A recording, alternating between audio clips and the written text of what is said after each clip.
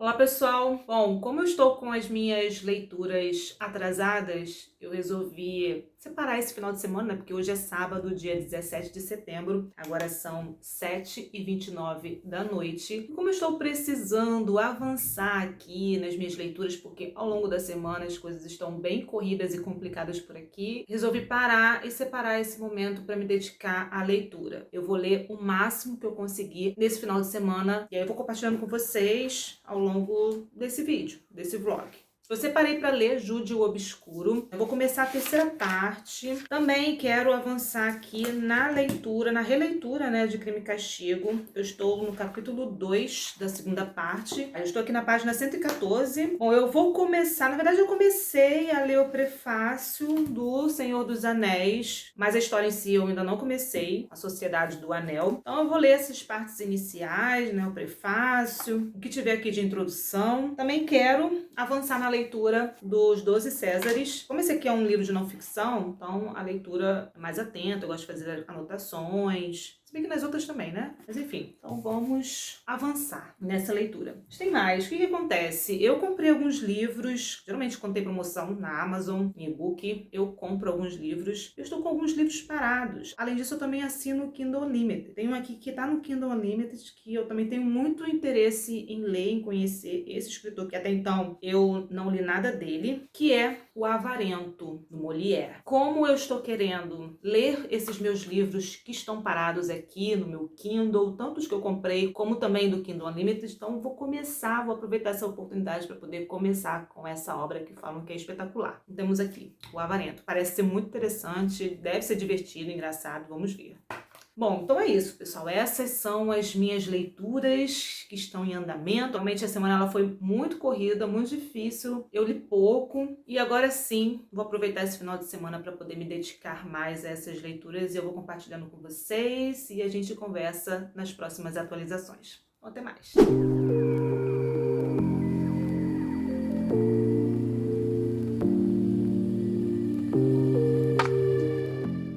Pessoal, agora são 9h57. Eu terminei agora a leitura do ato 1 do Avarento, né, de Molière. Eu estou gostando bastante aqui da leitura. A história é bem tranquila, bem fluida, divertida também. E eu fiz aqui algumas anotações do que eu li até agora e eu vou compartilhar aqui com vocês. Primeiro eu fiz algumas anotações da introdução aqui que eu li sobre Molière, né? Ele é conhecido aqui como o pai da comédia, criador de tiradas que são faladas até os dias de hoje. Ele também é autor de uma vasta obra que foi composta num período de 18 anos, entre os anos de 1655 até 1673. Então esse foi o período de grande produção das obras dele. Ele produziu mais de 30 peças, entre elas comédias, farsas, e elas foram criadas a partir da vivência dele como chefe de trupe, como diretor de teatro, como ator, dramaturgo. Aqui ele vai retratar em suas obras, né, os falsos valores e também a hipocrisia existente nas relações humanas, nas relações sociais. Aqui ele também vai ser um observador da natureza humana e vai, a partir disso, criar os seus personagens. E é interessante também que o protagonista aqui do livro, o Avarento, ele é chamado de Harpagão, que significa rapina e voracidade. Então aqui ele realmente é muito preocupado com o dinheiro. A peça O Avarento, ela estreou em 1668 e permanece até hoje uma das peças mais encenadas no mundo inteiro. Bom, Molière, ele nasceu em Paris em 15 de janeiro de 1622. Ele é o filho de um comerciante, tinha uma boa condição financeira, né? Um comerciante rico. Ele estudou num colégio de jesuítas, um colégio que era frequentado por uma classe rica. Depois ele se formou em direito, mas ele não seguiu a carreira, né? Ele abriu mão da carreira de advogado para poder se dedicar ao teatro. Na verdade, as artes cênicas, os atores na época, eles eram considerados, tanto pela Igreja Católica, eles eram mal vistos pela sociedade, então eram considerados principalmente pela Igreja Católica como instrumento de corrupção da alma, né? O teatro ele era visto como um atentado também à moral, e eles eram considerados pessoas indignas, elas eram banidas, infames, junto com outros grupos, como prostitutas, comediantes, agiotas, mágicos, feiticeiros. enfim, entre outros grupos que são considerados pecadores, estão incluídos aqui os atores. E na verdade nessa época só se sobressaía, só conseguia ir adiante quem tivesse ali alguém para proteger, para dar apoio, para financiar, patrocinar, mas também eles passavam a se apresentar em salões sofisticados, um público também da alta nobreza, como duques. E Molière, ele tinha uma pessoa que realmente patrocinava e assim ele conseguiu também se consagrar e fazer o nome dele. E ele produziu muito, né? Porque ele ficou só com a trupe itinerante dele, ele ficou 12 anos percorrendo diferentes cidades, até que ele conseguiu se estabelecer e produzir para um grupo mais específico. Eu terminei agora o primeiro ato e a gente começa com uma conversa entre um casal de apaixonados, que é o Valério e a Elisa. O Valério, ele trabalha para o pai da Elisa, que é o avarento aqui da história, muito avarento. Ele não gosta de ninguém, ele não aceita que ninguém trabalhe para ele, porque ele fica desconfiado que as pessoas querem roubar, porque ele guarda as riquezas dele dentro de casa, enterrado no quintal, e ele não quer que ninguém saiba, ele acha que todo mundo tá roubando ele, ou quer roubar ele, ou que tá vigiando o que ele tá fazendo, ele tenta esconder tudo isso e fica sempre preocupado e vigiando e desconfiado se aquela pessoa que está próxima dele está querendo roubar. Até mesmo o filho e a filha não escapa dessa desconfiança do pai, que acha que eles estão se vestindo muito bem e que provavelmente eles devem estar roubando ele. Mas o Valério e a Elisa, eles estão apaixonados, só que eles não podem assumir publicamente esse namoro ou esse relacionamento porque o pai dela não iria aceitar. Ele que decide os planos dos filhos, né, com quem eles devem se casar. E os filhos, eles não aguentam mais ficar nessa situação do pai ter que decidir o que eles devem fazer na vida deles, ou também do pai ser muito avarento. E eles estão vivendo numa situação financeira difícil. E nesse primeiro ato, o irmão, ele conversa com a Elisa, ele fala que ele está apaixonado por uma moça aqui, e ela também fala que está apaixonada, só que ela não fala quem é. A princípio ela não fala quem é. E eles estão dispostos a contar pro pai, mas já sabendo que ele provavelmente não vai aceitar essa relação, porque, como eu falei, né, é o pai que decide com quem eles devem casar. E aí quando eles tentam falar com o pai, ele já tinha escolhido a noiva pro filho e também com quem Elisa deveria se casar. Era um homem muito mais velho que ela, que a princípio aqui parece que não tem uma boa índole, mas o que valia para o pai é que ele queria, né, esse senhor queria casar com Elisa sem dote. Então, o fato de não ter dote já é o suficiente para o pai dar a mão da filha em casamento. Mas nessa, o pai, ele também está arrumando o casamento para ele, para surpresa também do filho aqui, que leva um choque ao saber que o pai, ele também quer se casar, né, e com quem ele quer se casar. Então tem uma situação aqui um tanto embaraçosa e que a gente vai acompanhar ao longo das outras cenas dos próximos atos. E por enquanto é isso. Vamos ver como que vai ser o desenrolar aqui dessa história. Mas eu estou gostando bastante, como eu falei, é uma escrita bem fluida, bem engraçada, divertida. E caiu super bem agora à noite porque eu já estou começando a ficar com sono. Então eu vou dar uma parada agora para dormir, descansar. E como já são 10h30 da noite, para mim já está tarde, eu prefiro acordar cedo. E amanhã eu continuo com as minhas leituras e também com as atualizações aqui. Então até a próxima atualização. Olá pessoal, hoje é domingo, dia 18 de setembro. Agora são 7h02 da manhã. E vamos começar os trabalhos do dia, porque hoje teremos muitas leituras por aqui. Vou começar essa manhã de domingo lendo Jude o Obscuro e a pilha de leitura ela está grande, então hoje eu vou ficar o dia inteiro voltada, né, dedicada à leitura. Tô aqui terminando de tomar o meu café e conforme eu for avançando aqui nas leituras eu compartilho com vocês. Então vamos começar porque tem muita coisa para ler hoje.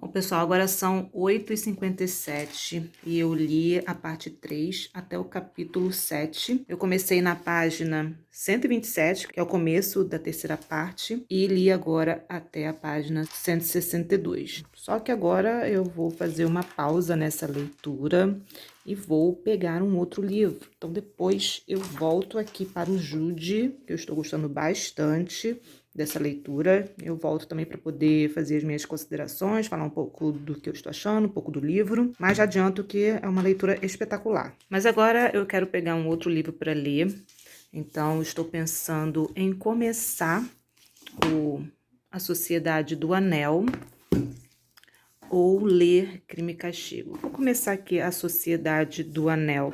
Esse aqui eu vou deixar para depois, esse aqui também para mais tarde.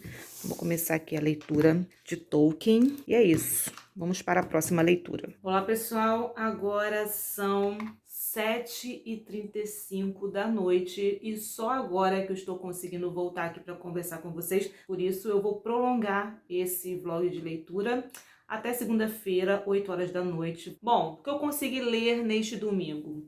Jude, o Obscuro. Então eu li a parte 3 até o capítulo 6, né? Vou começar o capítulo 7 na página 162. Então já eu falo um pouco mais sobre o que eu li até agora, falar um pouco mais sobre esse livro. E eu li também A Sociedade do Anel. Consegui aqui ler os capítulos 1 e 2 e vou começar agora o terceiro capítulo, 3 Não É Demais. Então foi isso que eu consegui ler neste domingo. Ontem eu li também 30% do Avarento. Vou aproveitar e ler um pouco mais, porque isso aqui é bem divertido, gostei bastante. Vamos lá. Com relação a Jude, o Obscuro, aqui a gente acompanha o protagonista Jude. Aqui no começo da história, ele é um menino que tem 11 anos. E ele é um menino que sonha em estudar e quando crescer fazer uma faculdade, ser um intelectual, levar uma vida intelectual e assim melhorar a vida dele. Aqui ele mora num vilarejo com a tia-avó. Ele é órfão, os pais deles faleceram, só que a tia-avó dele não trata ele bem, fala que ele deveria ter morrido, ter ido pra cova junto com os pais. Então assim, bem chocante aqui a maneira como esses personagens, eles se expressam, né? Mas ele tem uma vida bem difícil, ele é um menino pobre e ele fica muito inspirado, né, em melhorar de vida, em estudar, principalmente quando ele vê o professor dele, que também morava ali no vilarejo, sair, se mudar e ir para uma cidade vizinha chamada Christmeister.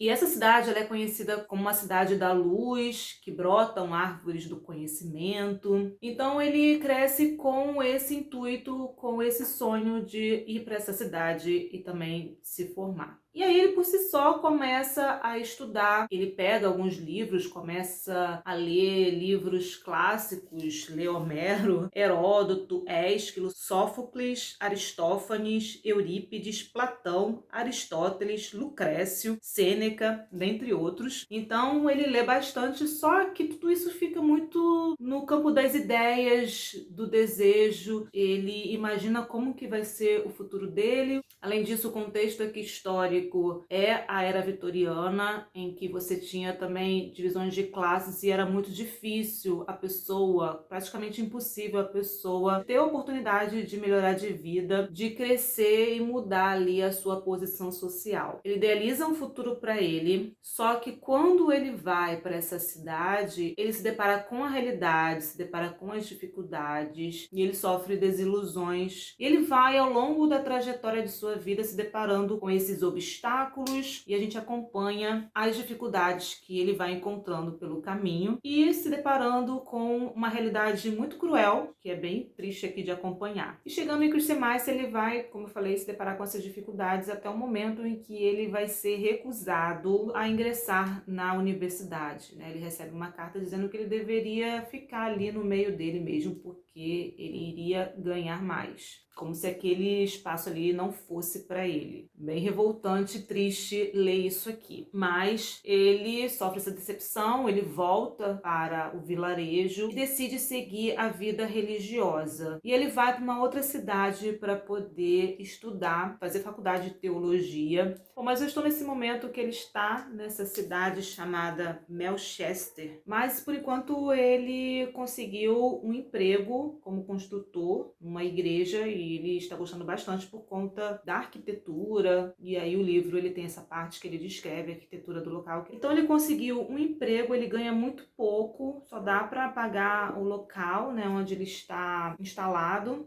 É um lugar também mais humilde. E a gente acompanha aqui que a vida dele é ir para o trabalho e depois volta para casa para poder estudar. Ele pega alguns livros da biblioteca e estuda por conta própria. Não sei o que vai acontecer, se ele vai realmente procurar o curso, a faculdade, se ele vai fazer algum exame. Por enquanto ele só está em casa estudando e acompanhando aqui a vida da prima, o que está acontecendo aqui com ela. E é isso. Depois eu avanço para poder saber mais o que aconteceu aqui com Jude e com esses personagens.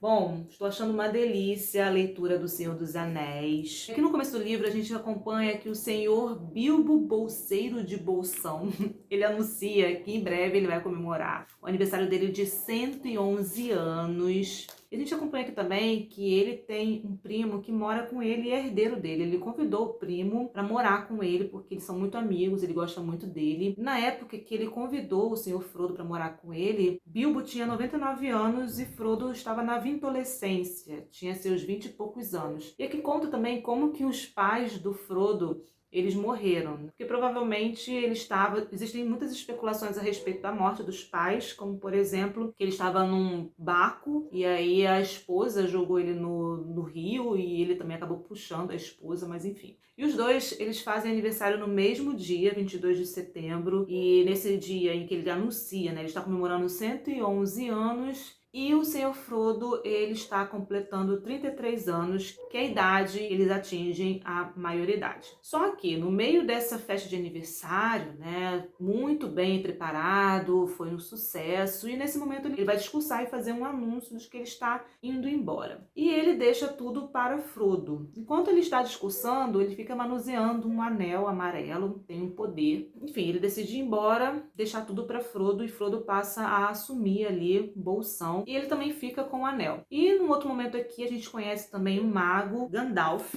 Ele ajuda a fazer os preparativos aqui da festa do Bilbo. Ele também é um sábio, ele conhece a história do anel e conta aqui pra gente essa história do anel. Conta também para o senhor Frodo os poderes do anel e os riscos que eles estão correndo ao possuírem esse anel. Então é bem interessante porque a gente conhece exatamente a história do anel e são vários nomes de seres aqui, tanto malignos como também outros seres. Uma parte aqui também que eu achei interessante é que eles começam a observar que na divisa de onde eles moram está começando a ter muitas movimentações de elfos que estão indo embora, eles estão tomando uma direção, se não me engano, para o oeste, mas eles não estão voltando. Então ele está percebendo que está tendo uma evasão, né, de elfos e também de outros anões que estão deixando a região. Isso por conta de boatos de que algo sinistro está acontecendo na divisa, poderes malignos que antes eram apenas lendas estão retornando. E é dessa forma que o senhor Frodo fica sabendo do que está acontecendo para além da divisa, o que está acontecendo mundo afora. E o senhor Gandalf, ele não era muito bem recebido ali na Vila dos Hobbits, porque muitos achavam ali que ele era o responsável pelo sumiço do Bilbo. Os anos se passaram, ele nunca mais apareceu, e a gente acompanha aqui o momento que o senhor Frodo ele vai ficando mais velho, ele completa seus 50 anos. Todo ano ele comemora o aniversário, né, que seria ali também dele, de Bilbo. E da mesma forma como Bilbo, ele também consegue conservar ali a sua aparência, uma boa aparência, mesmo com o passar dos anos. Como Gandalf ele não era bem recebido na Vila do Hobbit, ele também não ficava indo muito lá, ele ficou um tempo também afastado, muitos anos sem aparecer, até o momento que ele volta para poder visitar o senhor Frodo, para poder contar para ele sobre os riscos que eles estão correndo e também sobre a história do anel. Então, por enquanto é isso, eu vou ler o terceiro capítulo, que está uma maravilha, é uma história muito envolvente. Eu estou lendo com calma porque, como eu falei, são muitos nomes e para isso eu estou lendo e fazendo também anotações nas margens para ficar mais fácil de lembrar da história e também do nome desses seres. Bom, então é isso, pessoal. Vou seguir aqui com as minhas leituras e conforme eu for avançando, eu volto aqui para fazer as atualizações e compartilhar aqui com vocês como que está sendo essa minha rotina de leitura. Então a gente se encontra na próxima atualização. Até mais. Agora são 9h20 e eu vou pegar Crime e Castigo para ler. Bom, o começo aqui desse segundo capítulo, o Raskolnikov, ele está querendo se desfazer das provas do crime que ele cometeu. Ele roubou a senhora aqui, a Liena, acho que é o nome dela, e ele quer se livrar desses objetos, desses pertences, e ele pensa em jogar no rio. Então ele vai até a beira da marginal ali, né, de um canal que ele quer jogar. Só que tem muita gente ali na marginal e já estão ali olhando pra ele, achando ele esquisito. Ele fica com receio de jogar o estojo no canal e ele não afundar e ficar boiando. Ele fica surpreso com a atitude dele por ele estar ali perambulando por um lugar que ele considera perigoso. Alguém pode roubar ele, alguém pode abordar ele e encontrar aqueles pertences, aquelas joias. Ele tem uma ideia que para ele é brilhante, que ao invés de jogar esse embrulho num canal, por que não enterrá-lo? Então essa ideia para ele pareceu impecável e é isso que ele decide fazer. Bom, então aqui Raskolnikov ele vai conseguir se livrar, né, dessas provas do crime, desses objetos, e no primeiro momento ele fica muito feliz. As provas, elas estão enterradas num lugar que possivelmente ninguém vai encontrar, e ele também fica aliviado porque mesmo que a pessoa encontre, ela não tem como associar que foi ele que as escondeu ali, que foi ele que cometeu o crime. Ele é sempre tomado por sentimentos contrários, conturbados aqui. Ele fica perplexo com os seus próprios pensamentos, ele se impressiona por ele ser vil. Em outros momentos ele também sente fúria, sente repugnância. Então aqui a gente acompanha um turbilhão de sentimentos e perturbações, inquietações do Raskolnikov. É bem interessante acompanhar o psicológico aqui desse personagem. E é uma leitura maravilhosa, estou amando. Até que ele começou a caminhar sem rumo para tentar se distrair. Só que ele é também tomado por sentimentos de fúria, né? Ele sentia, por exemplo, repulsa infinita, quase física, persistente, raivosa, odiosa a tudo o que encontrava e o cercava. Achava nojento todos os transeuntes com quem cruzava, eram nojentos seus rostos, seu andar, seus movimentos, simplesmente cuspiria em alguém, talvez mordesse, se alguém começasse a conversar com ele. Então ele é uma pessoa assim, um tanto raivosa e perturbada. Até que ele caminhando, ele se deu conta que ali morava um amigo dele, que eu acho que era um amigo da faculdade, se eu não me engano, Razumikin. Enfim, nomes russos, não sei como se pronuncia. Ele resolve procurar ali o amigo. Então Raskolnikov, ele vai até a casa desse amigo, bate lá na porta, eles começam ali a conversar, mas o amigo dele logo percebe que ele está doente, fala isso pra ele, e Raskolnikov, ele a princípio pergunta pro amigo se ele consegue algumas aulas, né, para ele trabalhar, para ele conseguir alguma coisa, levantar um dinheiro, e do nada o Raskolnikov decide ir embora, né? Ele fala que e o amigo ele fica até ofendido com isso, porque por que ele foi procurar ele já quer ir embora assim. E ele fala que procurou o amigo porque ele era uma pessoa bondosa, que provavelmente e que ele seria a única pessoa que poderia ajudar ele. Só que ele fala depois que não está precisando de ninguém e decide ir embora. Bom, pessoal, agora são 11 horas da noite e eu resolvi pegar 12 Césares para ler.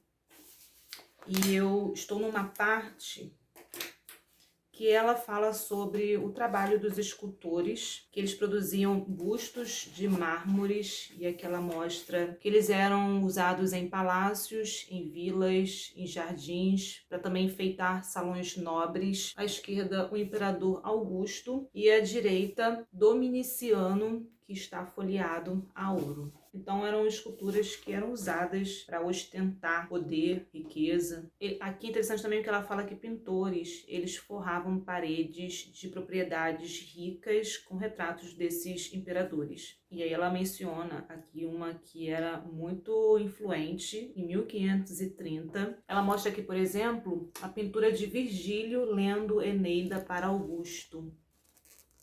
Então é bem interessante aqui. Aqui também tem uma outra pintura, O Remorso de Nero após o assassinato da mãe. Pintura de 1878, de mais de 1,5 metro de largura. Aqui também é uma outra pintura, Nero diante do corpo da mãe, de 1887, cujo assassinato foi Nero que encomendou. Essa parte que eu li, ele falou sobre a escultura, onde elas eram utilizadas, e agora está mostrando algumas dessas pinturas. Dentre outras situações que a escritora aqui ela nos relata, por exemplo, existia uma competição entre artistas novatos, e esses pintores eles estavam competindo a principal bolsa, né, de arte de Roma, que é o Prêmio de Roma. Nossa, as figuras são espetaculares. Esse livro é uma delícia de ler e impressionante.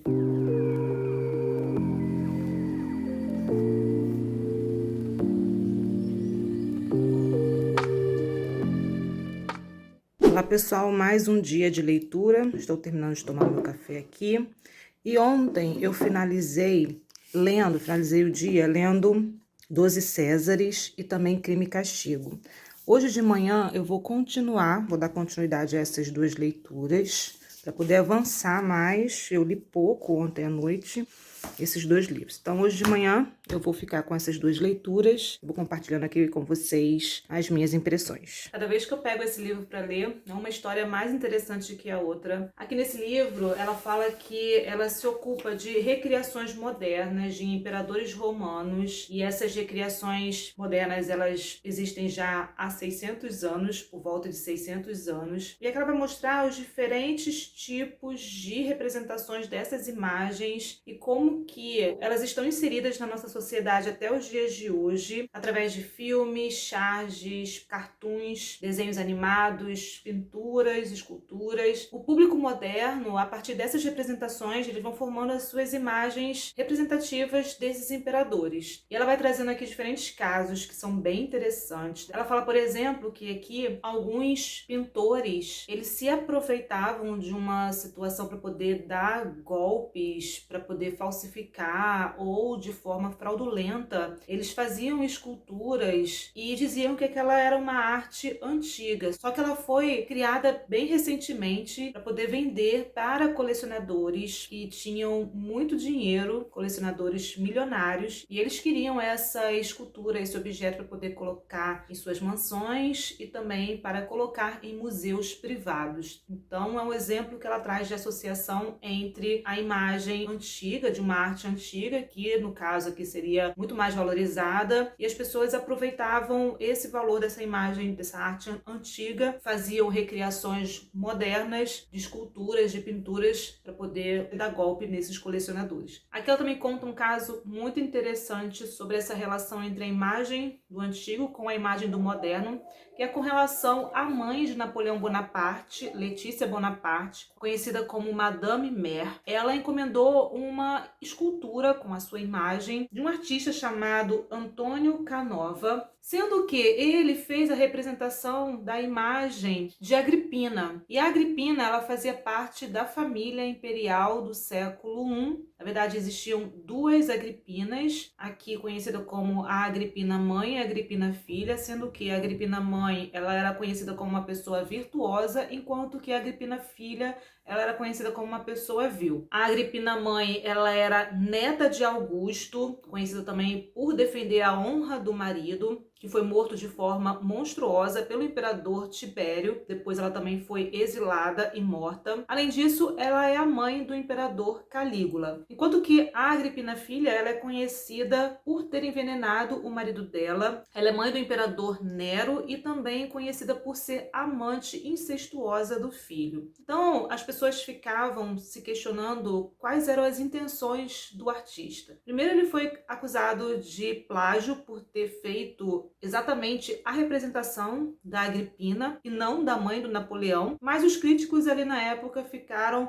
se questionando o que essa imagem, na verdade, ela representava, qual a associação esse artista ele estava querendo fazer. E aí perceberam que era uma questão política, porque ambas foram mães de imperadores monstruosos. A Agripina, ela foi mãe, né, do imperador Calígula, enquanto que a Agripina filha, ela foi mãe do imperador Nero. Então fizeram essa associação da Letícia Bonaparte, por ela também ser mãe de um imperador, fazendo essa associação com uma imagem negativa. Aqui no livro ele mostra os diferentes tipos de representações desses imperadores que são inseridos na nossa sociedade através, por exemplo, de filmes. E ele menciona aqui 2 filmes, um sobre o imperador Tito, no filme A Doce Vida, de 1960, de Fellini. Fala também do filme que tem o imperador Júlio César, no filme Os Apuros de Cleópatra, em 1964. Além disso, propagandas, cervejas, letreiro de um bar, charges, histórias em quadrinhos. Bom, eu tinha esquecido de mostrar aqui a escultura da mãe de Napoleão e aqui da Agripina, né? E eu acabei ficando somente com essa leitura porque tem tanto assunto interessante que eu não consegui desgrudar aqui do livro. Eu li também um outro caso interessante que ela conta aqui, é sobre essa pintura aqui, que é do Veronese. Ele era para ser colocado num refeitório de um mosteiro veneziano. E o que chama a atenção aqui nessa pintura é exatamente essa daqui, quando dá um destaque, que ele está nessa parte aqui, que é a imagem do imperador Vitélio. Aqui ele aparece como uma figura convertida em mordomo. Depois ela segue contando um pouco mais sobre o Vitélio. E agora eu comecei a ler quem é quem nos 12 Césares. E aqui ela vai contar também de uma imagem de César que foi esculpida. E ela foi encontrada num rio. Isso em 2007. E acredita-se que essa escultura ela ficou ali por mais de 2000 anos e que ela foi esculpida enquanto que César ainda estava vivo por um artista que o estudava face a face. Mas ainda estão investigando se realmente é uma escultura valiosa da época, e isso divide a opinião de estudiosos. Então aqui está a escultura que foi encontrada em 2007. E agora eu vou continuar com a leitura, que está muito interessante, não dá vontade de parar de ler, além de imagens também belíssimas. Provavelmente eu vou ficar só com esse livro aqui, e por isso eu vou encerrando esse vlog de leitura, mas eu vou dar continuidade, né? Vou interromper esse para não ficar muito grande, eu já acho que ele vai ficar enorme, mas eu vou dar continuidade ao vlog da semana, compartilhando com vocês essa minha experiência de leitura, com os outros livros que eu ainda não consegui avançar. Então é isso, vou encerrando